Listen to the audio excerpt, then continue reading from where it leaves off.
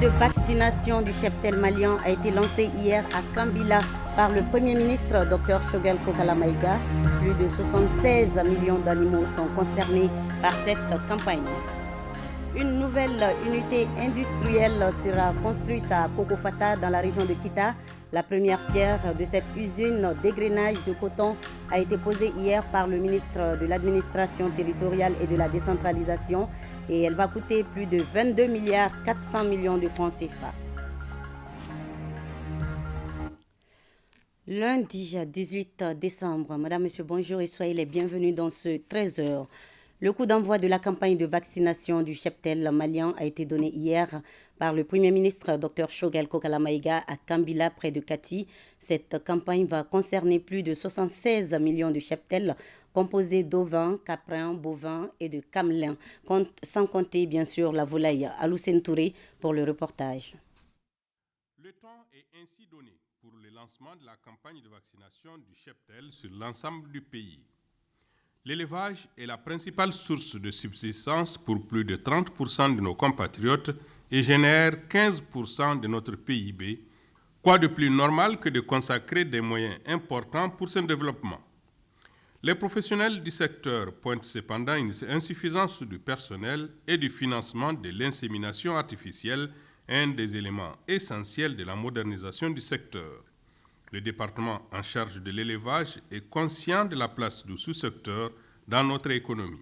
Les maladies animales constituent un défi de taille à relever pour ce levier de notre économie nationale. Elles présentent des obstacles à l'accès de nos animaux et produits animaux à certains marchés rémunérateurs. Certaines parmi elles, comme la tuberculose, la brucellose, les somnoloses, le charbon bactérien et surtout la rage, présentent un risque pour la santé humaine. C'est pourquoi la lutte contre les maladies animales a toujours été au cœur de nos préoccupations. D'une part, persistent encore dans notre pays certaines maladies animales comme la peste des petits ruminants, la péripneumonie contagieuse bovine, la maladie du Newcastle, la fièvre afteuse et d'autres maladies auxquelles nos éleveurs payent le plus grand tribut. Et d'autre part, la problématique de lutte contre les maladies zoonotiques. La lutte contre les maladies zoonotiques a trouvé une forme de réponse efficace à travers la plateforme nationale Une seule santé. Le thème de cette édition est le contrôle de la péripneumonie contagieuse bovine et l'éradication de la peste du petit ruminant au Mali. Un thème évocateur qui appelle à l'effort de tous pour réussir le challenge. L'objectif de la campagne de vaccination du cheptel national est de mobiliser tous les acteurs afin de réduire l'incidence des maladies par une augmentation du taux de couverture vaccinale et d'assurer une surveillance épidémiologique efficace. À cet effet, cette année, toutes les espèces sont concernées par la vaccination qui touchera 76 636 645 têtes. Ce chiffre important, mesdames et messieurs, mobilisera 125 agents des postes vétérinaires non affectés au mandat sanitaire, 159 vétérinaires titulaires du mandat sanitaire, 400 agents d'appui, 14 millions de doses de vaccins, 475 millions de francs CFA du budget national. Au regard de ces moyens, j'invite M. le ministre de l'Élevage et de la Pêche à veiller au suivi de la mise en œuvre de la campagne de vaccination de façon scrupuleuse. En termes sous-régionaux, l'élevage est le premier parce que le coton et l'or vont au-delà des océans. L'élevage, c'est essentiellement dans la sous-région. On peut dire donc que c'est le premier produit d'exportation contribuant à l'intégration économique de la sous-région. Le Premier ministre, qui n'est pas venu les mains vides, a remis du matériel roulant composé essentiellement de motos, des produits vétérinaires composés de vaccins, dont le Mali dispose d'un véritable laboratoire qui approvisionne toute la région. Le laboratoire central vétérinaire produit en effet une quantité importante de vaccins de tout genre. Dans le lot ainsi donné aux vaccinateurs, il y a également du matériel de froid.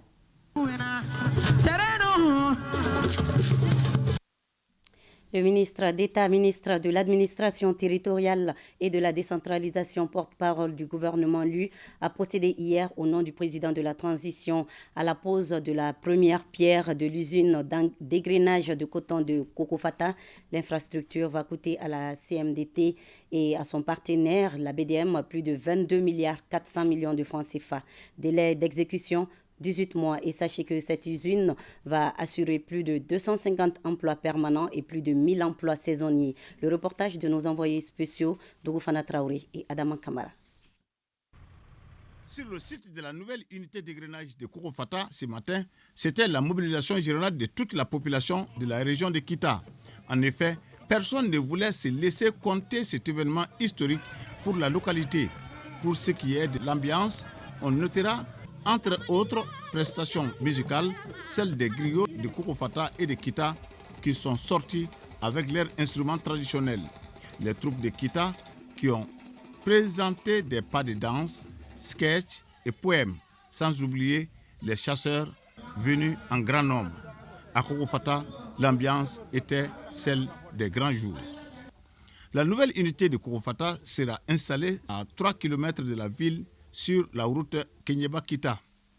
Elle sera bâtie sur une superficie de 25 hectares entièrement sécurisée selon la CMDT. Cette nouvelle unité industrielle qui verra le jour dans 18 mois, elle a une capacité d'égrenage de 45 000 tonnes par an. Permettez-moi de vous exprimer la reconnaissance et la gratitude de l'ensemble des acteurs de la filière coton du Mali pour les différentes mesures d'accompagnement prises subséquemment à la crise des jacides en 2022. Ces mesures qui ont permis de relancer la culture du coton sont entre autres la prise de mesures idoines pour l'évacuation de notre production de coton à l'extérieur malgré l'embargo et les sanctions injustes imposées à notre pays au moment des faits.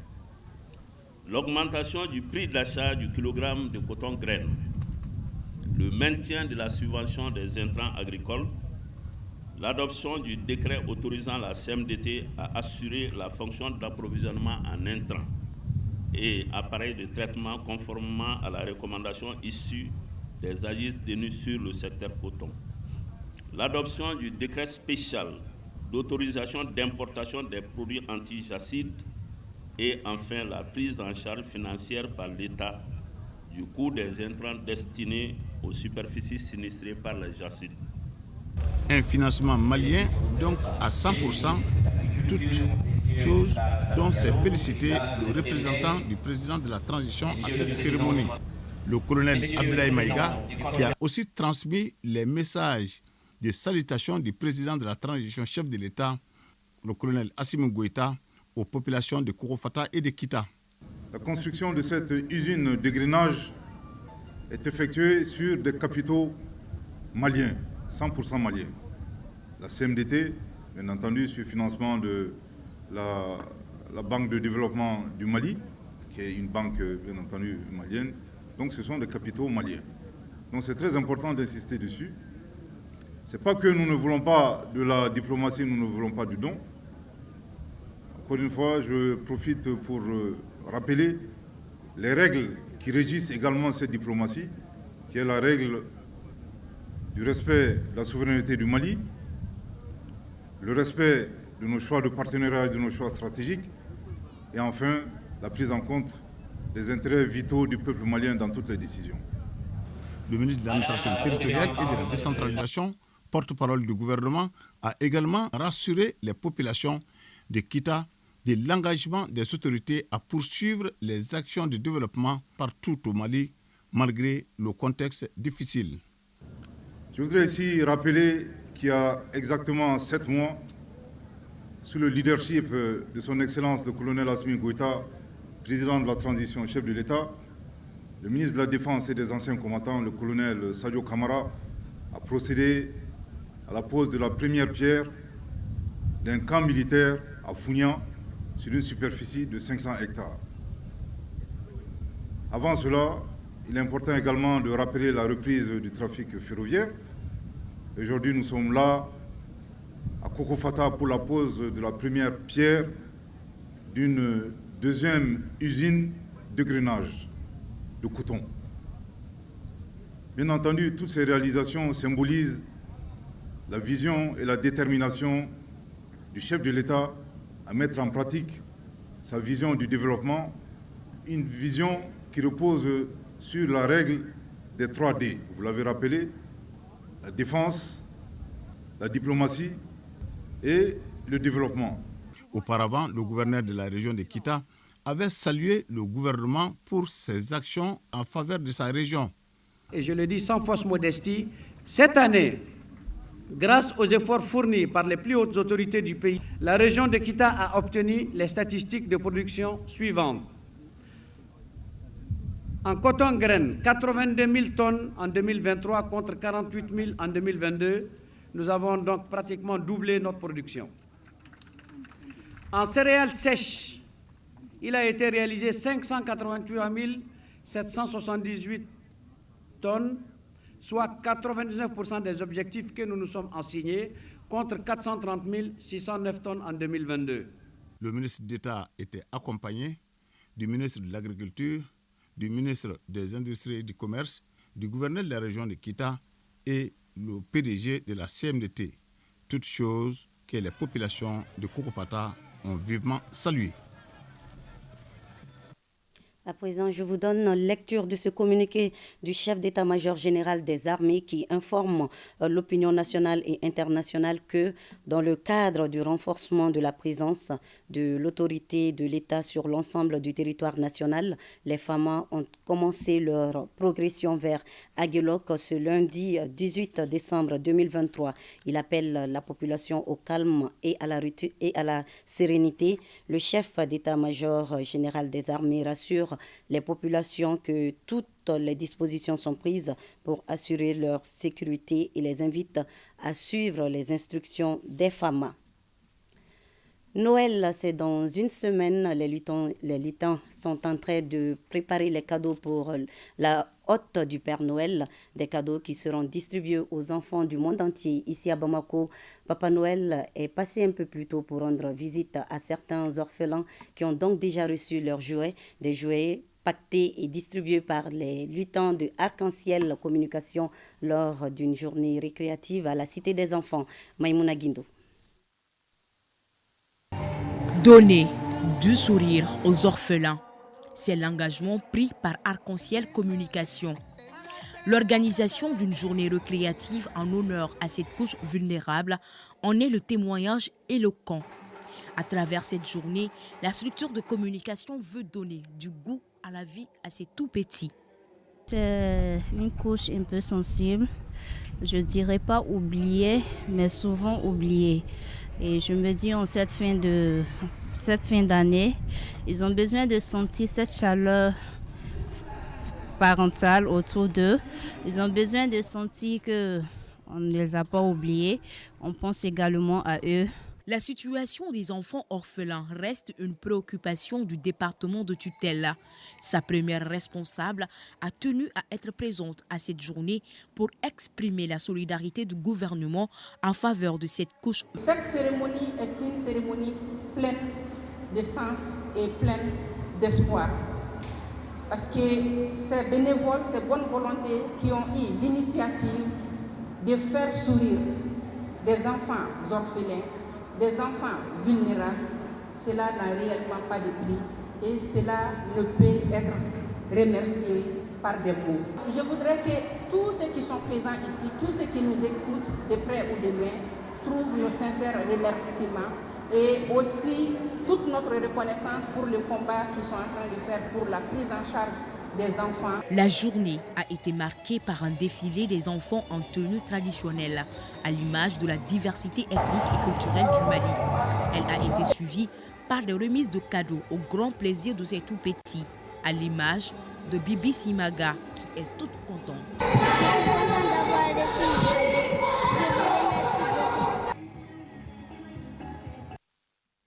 Atelier de restitution de l'étude d'actualisation du répertoire numérique des organisations de la société civile OSC qui défendent les droits des femmes et des filles. C'était les 13 et 14 décembre ici à Bamako, occasion pour le ministère de la promotion de la femme, de l'enfant et de la famille et ONU Femmes de présenter la nouvelle plateforme digitale dédiée aux OSC pour une meilleure prise en charge des violences basées sur le genre.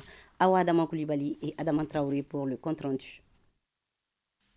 Qu'elles soient physiques, psychologiques ou économiques, les violences basées sur le genre prennent de l'ampleur au Mali. Pour mieux lutter contre le phénomène, l'implication de chacun compte, notamment celle de la société civile. C'est pourquoi en 2020, les organisations de la société civile OSC dans le district de Bamako et les régions de Kaï, Koulikoro, Sikasso et Ségou ont été répertoriées. Il fallait faire l'extension sur les autres régions du Mali. Et ce qui a été fait au cours de cette étude, la mise en place des réseaux de Gao, de Tombouctou et de Mopti ont été faits et celui de Kidal est en cours. Donc la mise en place de ces réseaux nous donne en tout cas l'espoir que cette lutte-là va être menée. La mutualisation des énergies et des efforts de ces OSC permettra un meilleur accompagnement du plan d'action de sensibilisation et de plaidoyer en cours. C'est la logique des deux partenaires de lutte que sont le département chargé de la promotion de la femme et l'ONU Femmes. L'atelier qui nous réunit ce matin s'inscrit dans le cadre du renforcement des capacités des organisations de la société civile afin de mettre à leur disposition des outils pouvant faciliter et améliorer leur travail au quotidien. J'ose espérer que les répertoires numériques et la plateforme digitale seront des instruments qui aideront à renforcer et valoriser les actions des organisations de la société civile pour l'élimination des violences faites aux femmes et aux filles et aussi pour la promotion de l'autonomisation des femmes au Mali. Au total, 387 organisations de la société civile de défense des droits des femmes et filles à travers le Mali ont décidé de conjuguer leurs efforts pour accélérer le processus d'adoption de la loi contre les VBG. Les représentants des associations communautaires du Mali dans la lutte contre le VIH-Sida sont en conclave depuis mercredi dernier à Bamako. La rencontre est initiée par le réseau malien des associations de personnes vivant avec le VIH, REMAP. Elle se fera en 2 sessions pour une durée de 3 jours chacune. Objectif, renforcer les capacités des leaders d'associations membres du REMAP afin d'appuyer l'accélération de l'offre des services pour l'élimination du VIH-Sida à l'horizon 2030. Reportage d'Ossé Babadjara. Ils sont au total 50 représentants des associations communautaires membres du réseau malien des associations des personnes vivant avec le VIH, venus de tous les Mali. L'objectif de la rencontre est d'apprendre les outils d'un bon dirigeant afin de libérer tous les potentiels d'un leadership communautaire associatif dans la lutte contre le sida.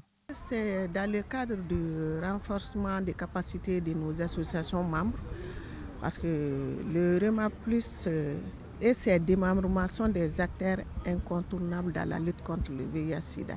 Présentement, on tend vers l'élimination du VIH d'ici l'an 2030. Le réseau malien des associations des personnes vivant avec le VIH dans sa lutte contre la maladie bénéficie depuis des années de l'appui financier des partenaires stratégiques. Nous savons que c'est des petites associations. Aujourd'hui, ils doivent comprendre la gestion d'une association, comment ça doit se faire, et cette formation va les apprendre cela. Ce mois de lutte contre le sida est aussi une opportunité pour tous les Maliens de se mobiliser en faveur de la lutte contre le sida. Aujourd'hui, le sida n'est pas totalement fini. Ces leaders communautaires, dans leur mission, accompagnent les corps médicaux dans la prise en charge des malades dans leurs différentes localités. Notre rôle, c'est pour aller manager, parce que l'objectif même, c'est ça. Quand il y a vraiment des compétences, il faut aller vraiment montrer ça. Il faut faire des comptes rendus et puis motiver les autres. Au Mali, 119 000 personnes vivent avec le VIH, selon la dernière enquête de la santé.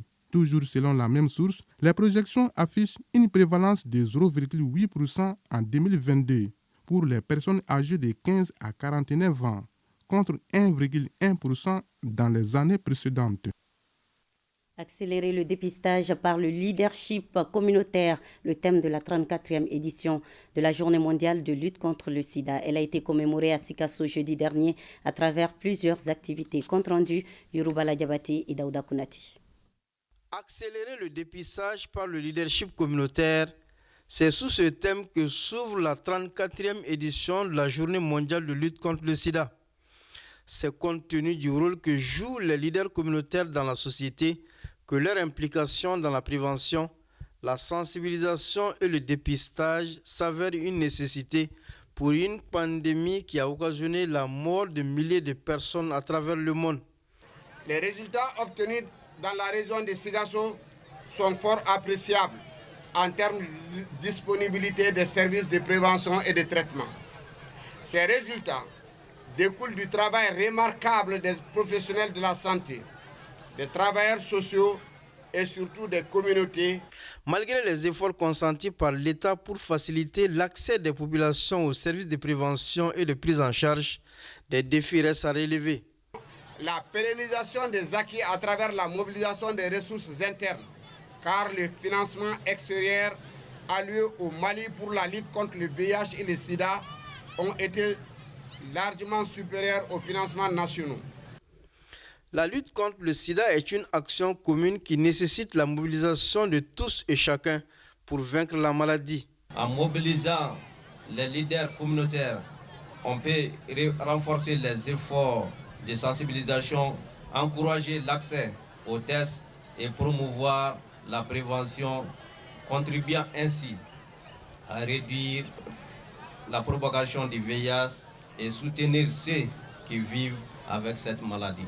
L'organisation d'une séance de dépistage gratuit du VIH, une prestation chorégraphique, des jeux de questions-réponses, un sketch sur l'importance du dépistage et la prestation d'artistes ont constitué les temps forts de ce lancement.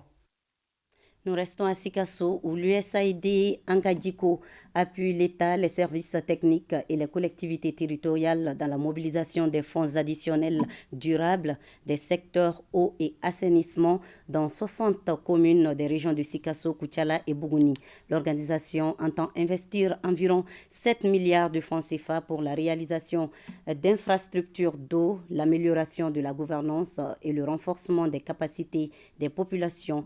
Ainsi, les acteurs se sont réunis à la faveur du CROCSAD, Comité régional d'orientation, de coordination et de suivi des actions de développement pour faire l'évaluation des engagements pris. Compte rendu, Moussokoro Sireme et Suleiman Bamba. Comment mobiliser les ressources additionnelles pour le financement du secteur de l'eau, l'hygiène, l'assainissement et les périmètres maraîchers sur la période 2024-2027?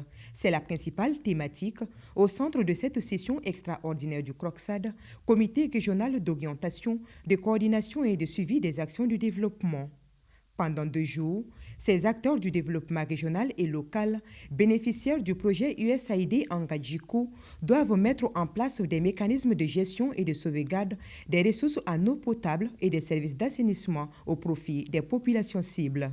Les activités de USAID Angadjiko sont ainsi focalisées notamment sur la réalisation d'infrastructures d'eau et d'assainissement, en l'occurrence pour les 3 régions, au moins 50 systèmes d'eau potable et 23 jardins maraîchers, mais également l'amélioration de la gouvernance et du renforcement des capacités des acteurs pour la fourniture de services d'eau et d'assainissement de façon durable. Pour relever le défi de cette fourniture de l'eau, le projet a mené une enquête de collecte de données financières dans 5 communes du cercle de Sikasso et 4 communes de Kadjolo.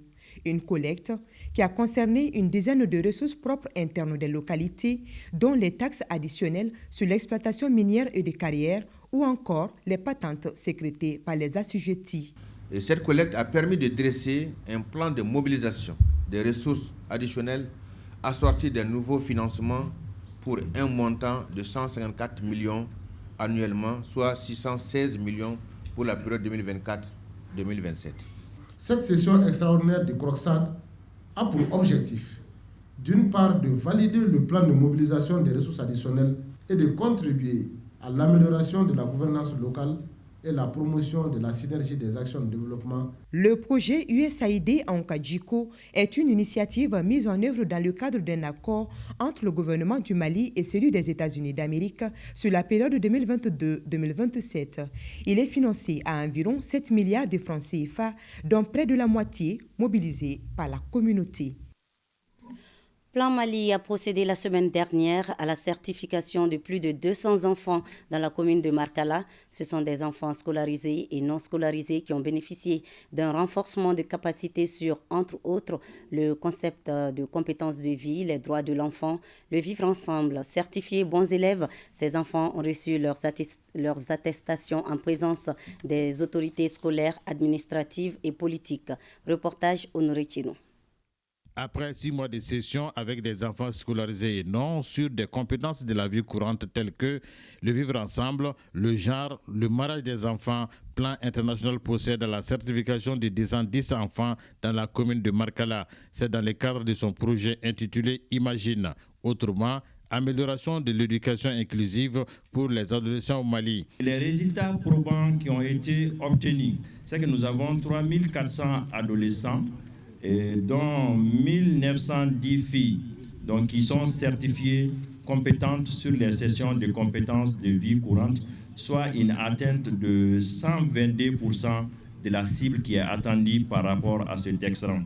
Ces enfants de la tranche d'âge 14-18 qui ont renforcé leurs capacités sur des valeurs de la vie quotidienne sont désormais des enfants épanouis pour la perfection de leur personnalité. Je remercie les projets Imagine pour les formations reçues sur les modules de la compétence de vie, le pouvoir, la solidarité, le vivre ensemble. Désormais, ces adolescentes et adolescents que vous voyez devant vous vont être les porte-drapeaux dans leurs différentes communautés en matière de promotion des droits des enfants, de l'égalité des genres et de la culture de la paix. Ils vont pouvoir prouver qu'ils méritent bien ces certifications qui leur ont été décernées.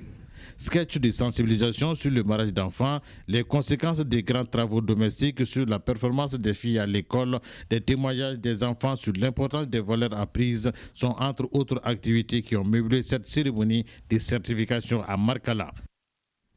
À San s'est tenu un atelier de formation des acteurs régionaux sur les outils d'opérationnalisation du budget programme. L'objectif est d'outiller les services techniques au niveau déconcentré pour une meilleure maîtrise de leur rôle dans la gestion budgétaire en mode programme. La session de San, qui constitue la première étape d'une série de formations sur toute l'étendue du territoire national, a enregistré des participants venus de Ségou et Mopti. Drissa Kone, reportage. C'est en janvier 2018 que le Mali a basculé en mode budget programme. 6 ans après, une mise en œuvre efficace est bien perceptible sur le terrain. Mais il faut savoir qu'au fil des ans, de nouveaux acteurs entrent en jeu, d'où la nécessité de poursuivre les sessions de formation, de renforcement des capacités. Il s'agit globalement, et pour nous, à travers ces sessions de formation, d'améliorer la compréhension des différents acteurs sur le processus de budgétisation axé sur les résultats. Et de manière spécifique, il s'agit pour les participants qui vont bénéficier de ces 2 jours de formation d'avoir une bonne maîtrise des concepts du budget programme, de pouvoir aussi comprendre les rôles et responsabilités des acteurs qui interviennent dans le cadre du budget programme. Cet espace va donc permettre à ces acteurs déconcentrés de mieux identifier les problématiques liées à la mise en œuvre du budget programme, d'en discuter afin de proposer des réponses adaptées. L'objectif de cet atelier de formation est d'outiller les services techniques au niveau déconcentré pour une meilleure maîtrise de leur rôle dans la gestion budgétaire en mode programme. Je vous invite à suivre avec assiduité les différentes présentations et à engager des débats constructifs avec les experts de la Direction générale du budget en vue d'une pleine appropriation de la gestion budgétaire en mode programme. Cette session qui regroupe les acteurs de Ségou, Mopti et San constitue la première étape d'une série de formations sur toute l'étendue du territoire national. Et 2 jours de formation pour des exploitants de sable, gravier et carrières de Koulikoro. La session portait sur la vie associative et l'importance de l'organisation en société coopérative au Mali. L'initiative vient du ministère des Mines à travers la Chambre des Mines du Mali. Ousmane Koïta de la station régionale de ORTM Koulikoro revient sur la cérémonie d'ouverture de cette session. Reportage. Ils sont exploitants de sable, de gravier et de carrières de Koulikoro à prendre part à cette session de formation sur la vie associative et coopérative. Objectif, renforcer leurs connaissances sur leur métier et l'importance de l'organisation en société coopérative. Les échanges seront également basés sur les difficultés auxquelles ils font face dans l'exercice de leur activité quotidienne. Depuis 1960 à aujourd'hui, cette filière existe, mais elle n'a jamais bénéficié d'une formation. Aujourd'hui, cette filière commence à prendre corps. Parce que si vous regardez la région de Koulikoro aujourd'hui, après les industries qui ont fermé leurs portes, qui payent les taxes, qui payent les patentes, ce sont ces gens. Compte tenu de tout ça, ces acteurs, on ne peut pas les laisser pour compte. Il faut les former pour qu'ils puissent profiter davantage de leur métier qu'ils ont choisi. Nous, les exploitants de sable et de gravier, accordons beaucoup d'intérêt à cette formation. C'est une première. Nous demandons l'accompagnement de nos mairies, qui sont nos collaborateurs directs. Durant 2 jours, ces acteurs incontournables dans le processus de l'extraction du sable, des graviers et du carrière en 2e région approfondiront leurs connaissances sur la vie associative et les nouvelles dispositions de l'acte uniforme de l'OADA régissant les sociétés coopératives, d'où l'intérêt de cette formation pour les autorités de Koulikoro. Et notre ambition est de faire de cette filière une soupape de sécurité sociale, de lutte contre la pauvreté, la précarité dans la région de Koulikoro. À l'issue des travaux, les participants à cette session de formation vont formuler des recommandations appropriées pour la Chambre des Mines du Mali. Auparavant, une minute de silence avait été observée en la mémoire des dignes fils du Mali tombés sur le champ d'honneur. Le Festival international Bekaslam 2e édition, c'est du 21 au 23 décembre 2023 au Palais de la Culture Amadou Ampateba. Les organisateurs de cet événement culturel étaient devant la presse ce week-end. Thème retenu cette année, paix et cohésion sociale. Le point avec Dossé Babadiara. Aider les slameurs à véhiculer son message dans les langues nationales afin de valoriser l'islam et la culture malienne, c'est l'objectif de l'association culturelle Bekaslam. Pour ce faire, un festival international sur l'islam est prévu du 21 au 23 décembre 2023. Bekaslam est en langue bambara, littéralement, ce qui veut dire tout simplement l'islam pour tous. Bekaslam, Bekaslam, l'islam pour tous, autrement dit l'islam pour tout le monde. L'islam est une poésie orale à travers laquelle on peut véhiculer beaucoup de conseils qui peuvent contribuer au développement du pays. Mais les spécialistes du domaine sont confrontés à des difficultés. Les slameurs ont besoin d'être accompagnés parce que c'est un art qui n'est pas aussi totalement connu. On ne peut pas faire un concert pour avoir beaucoup d'argent comme les autres le font au Palais de la Culture. Mais il faut des gens qui puissent nous accompagner. Une conférence débat sur l'apport de l'islam dans nos langues nationales pour la vulgarisation de l'islam, une compétition internationale dénommée Faran Slam et un concert slam sont les activités au menu du programme de Bekaslam 2023. Et c'est la fin de cette édition. Merci à vous de l'avoir suivi. Prochain rendez-vous avec les infos sur ORTM1, ce sera à 20h. Bel après-midi à vous et à demain 13h, Inch'Allah.